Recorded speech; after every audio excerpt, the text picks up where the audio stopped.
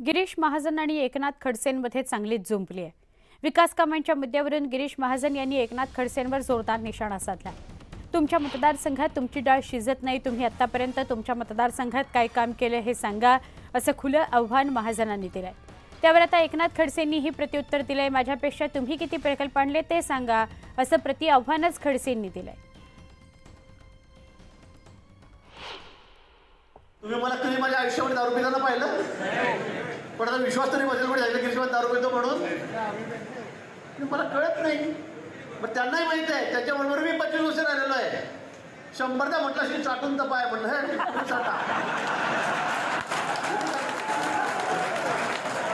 तुम्हीच चाटा म्हटलं,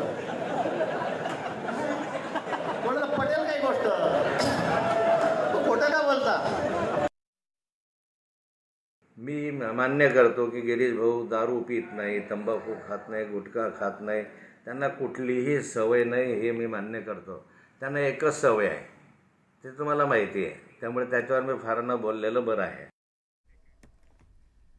दरम्यान स्थानिक विकास कामांच्या मुद्द्यांवरूनही गिरीश महाजन आणि खडसेंमध्ये चांगलीच जुंपली। त्याचा अहम चढतो ना, गर्व चढतो ना, की माझ्यामुळे फक्त मी कसं होतं गर्वहरण, ते आपण त्या ठिकाणी बघितलेलं आहे। आणि म्हणून इथे पाचपळ पप्पा करू नका, हा जांभळीचा लोक आहे, तिकडे तुमची डाळ शिजत नाही, ही तुमका डाळ शिजत आहे,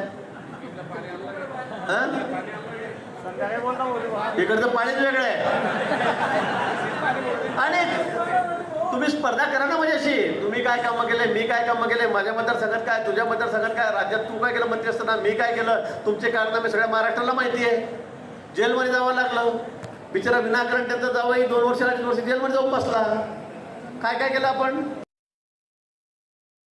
ते आमच्या कालखंडामध्ये जळगाव जिल्ह्यामध्ये आणि खानदेशमध्ये झाले मोठे मोठे प्रकल्प आमच्या माध्यमातून आमच्या कालखंडामध्ये उभे राहिले। तुम्ही कोणता प्रकल्प दाखवा की एक प्रकल्प हा माझ्या हजार कोटी रुपयाचे प्रकल्प आहे, 500 कोटी रुपयाचे प्रकल्प आहे, बोरदोड उपसा सिंचनसारखे।